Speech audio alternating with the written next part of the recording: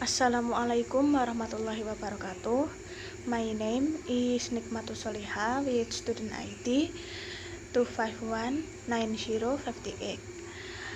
I will explain about the material, vocabulary learning activities, learning outside the classroom. Okay, as mentioned in 2001 notes, opportunities for indirect vocabulary learning should occupy much more time in a language course than direct vocabulary learning activities. Jadi, menurut catatan Nasution pada tahun 2001, kesempatan untuk belajar kosakata tidak langsung harus menghabiskan lebih banyak waktu dalam kursus bahasa daripada kegiatan belajar kosakata secara langsung. Nah, kegiatan yang tidak langsung ini bisa mencakup extensive reading dan extensive viewing. Next, Pigada and Smith in 2006 said that second language research educators and practitioners have long acknowledged an important role of reading in vocabulary acquisition. It has been claimed that acquiring vocabulary through reading leads to learning gains due to repeat in course with the same word. According to Nation core principle of vocabulary teaching, speech, repeating, exposure are imperative for vocabulary learning. Jadi, menurut Pigada dan Smith pada tahun 2006, peneliti bahasa kedua yaitu pendidik dan praktisi telah lama mengakui bahwa peran penting membaca dalam memperoleh kosakata itu sangat penting. Dan ini telah diklaim juga bahwa memperoleh kosakata melalui membaca mengarah pada keuntungan belajar karena pertemuan berulang dengan kata yang sama. Ini berdasarkan prinsip Nation pada tahun 2001. Pengajaran kosakata, spasi, exposure berulang sangat penting untuk pembelajaran kosakata. Berarti berdasarkan penjelasan tersebut, teks panjang itu lebih baik dan cocok untuk pembelajaran kosakata dibandingkan dengan yang pendek.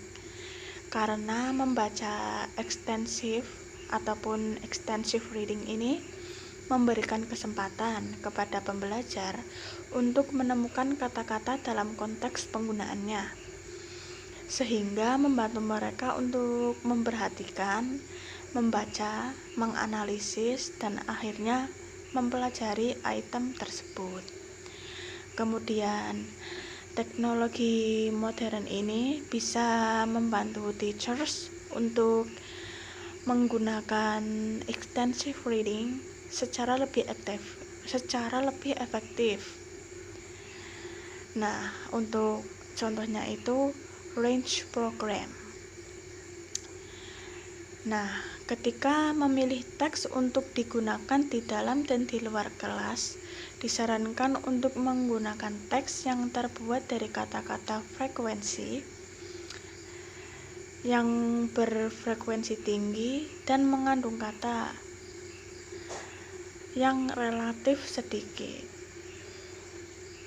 Nah, kemudian menurut Webb and Chang in 2012 argue that judiciously selecting text that largely contain high frequency words will provide superior condition for text comprehension and will allow the learner to focus their attention on the target vocabulary.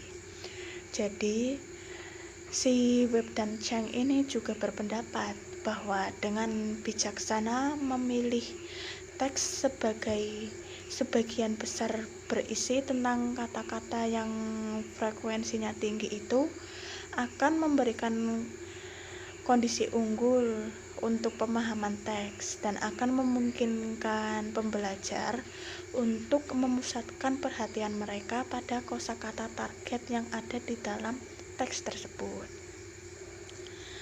Kemudian Day and Benford in 2002 put forward 10 principles for an extensive reading approach that deal with the nature of attention for extensive reading, as well as the condition and methodologies necessary for its implementation and success.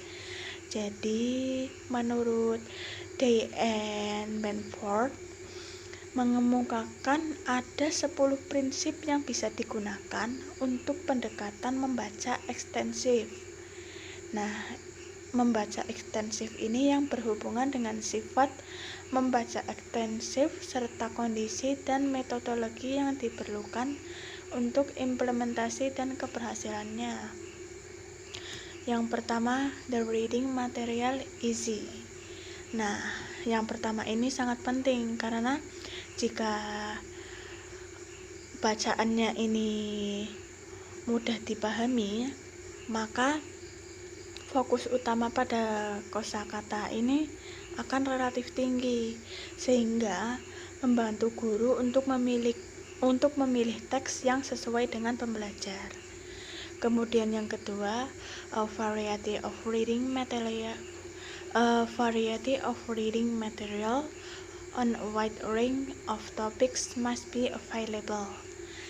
Sebagai bahan bacaan tentang berbagai topik harus tersedia. Jadi semisal pada saat ini sedang ada sesuatu yang booming, maka guru itu harus bisa menyediakan teks yang sesuai dengan apa yang sedang terjadi akhir-akhir ini. Kemudian yang ketiga, learners choose that they want to read. Jadi pembelajar ini juga bisa memilih sendiri apa yang ingin mereka baca. Nah, ini otomatis akan membebaskan si pembelajar karena merasa tidak tertekan. Kemudian yang keempat, learners read as much as possible. Jadi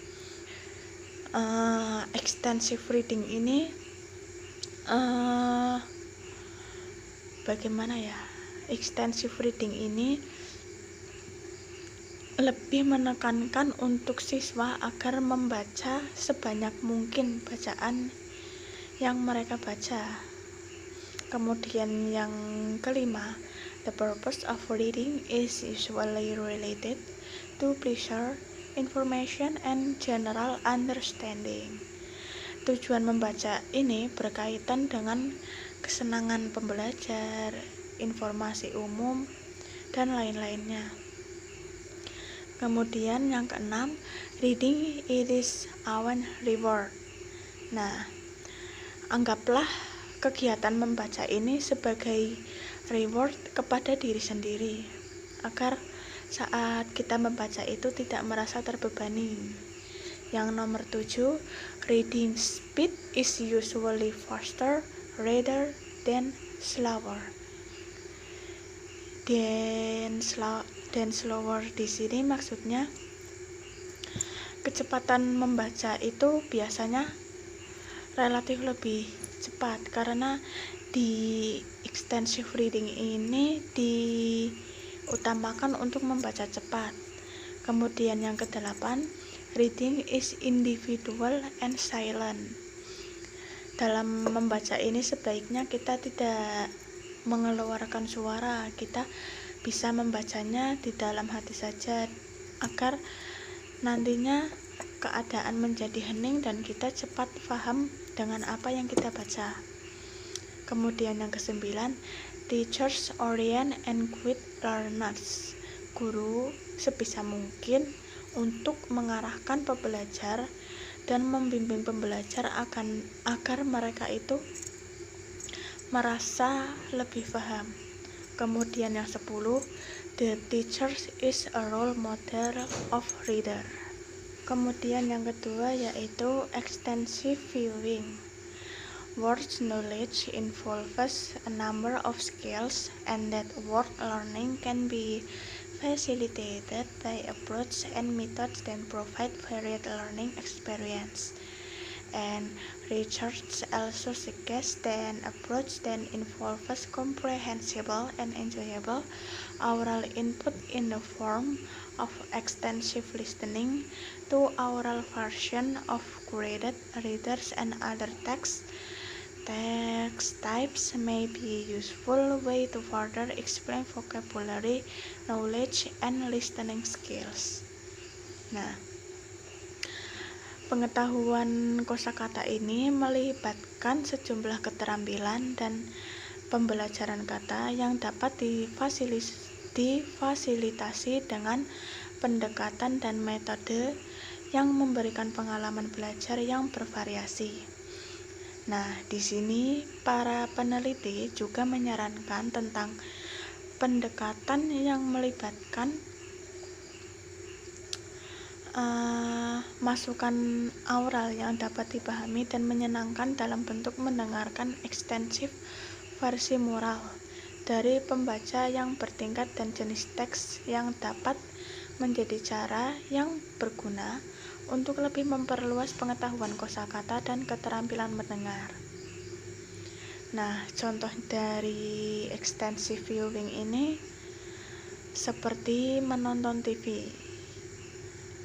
Nah, kemudian menurut web pada tahun 2009 dan 2014 merekomendasikan tentang extensive viewing of English language television programs as an approach to increasing vocabulary growth.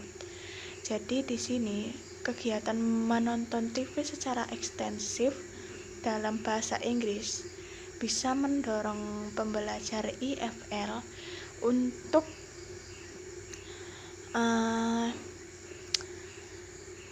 membantu pembelajar kosakata bahasa Inggris.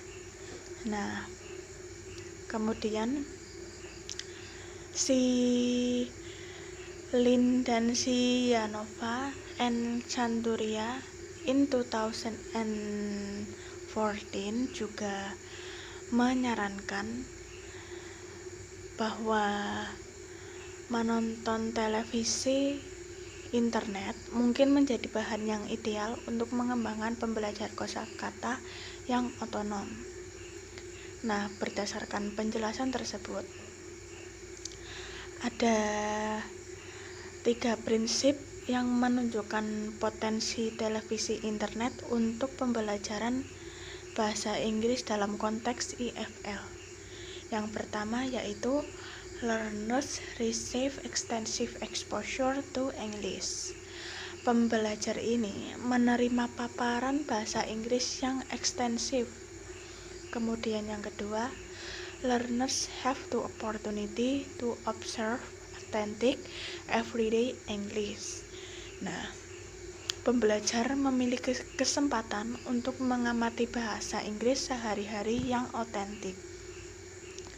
Kemudian yang ketiga, internet television facilitates contextual vocabulary acquisition. Televisi internet ini memfasilitasi perolehan kosakata kontekstual. Kemudian, extensive viewing is not unlike extensive reading, in that it too promotes repeated exposure to lexical items and exploits contextual cues available to the viewer. Jadi menonton TV secara ekstensif tidak berbeda dengan membaca ekstensif, karena mereka juga mempromosikan paparan berulang terhadap item leksikal dan mengeksploitasi isyarat kontekstual yang tersedia. And then, with regard to the latter, however, television provides multimodal contextual cues which are likely to make it easier for learners to not only work out the meaning of an unknown lexical item, but also to learn the new items. Jadi, Televisi ini bagaimanapun memberikan isyarat kontekstual multimodal yang memungkinkan untuk memudahkan pembelajar tidak hanya memahami arti dan item leksikal saja, tetapi juga mempelajari item yang baru. Nah, televisi juga menekankan pada masukan autentik, yaitu tidak dimodifikasi. Meskipun demikian, pembelajar mungkin memerlukan bantuan dan bimbingan tentang bagaimana menonton TV sebagai pengalaman belajar yang berharga bagi mereka.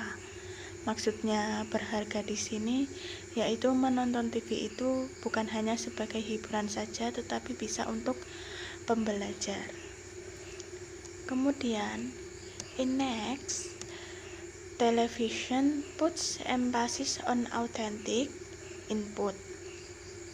Learners may need help and guidance on how to make watching television and valuable learning rather than entertainment only experience. Jadi strategi di bawah ini diadaptasi dari Helin and Sianova Chanturia in 2014. Nah, strategi ini meliputi repeated viewing, yaitu yang pertama menonton TV secara berulang-ulang. And number 2, training on contextual vocabulary learning skills. Jadi pelatihan keterampilan belajar kosakata yang kontekstual. Yang ketiga, program selection, yaitu kita tidak hanya sekedar menonton TV, tetapi kita juga memilih program yang akan kita tonton. Yang keempat, narrow viewing, yaitu tampilan sempit. Dan yang kelima, subtitles ataupun penerjemahan. Nah, overall, researchers agree that watching traditional television and internet television can be useful EFL activity promoting learner autonomy and enhancing vocabulary learning, and recommended including extensive viewing of television into the language learning program. Nah, secara keseluruhan dari materi ke-6 ini, para peneliti setuju bahwa menonton TV secara tradisional ataupun televisi internet dapat menjadi kegiatan EFL yang berguna untuk mempromosikan otonomi siswa dan meningkatkan pembelajaran kosakata.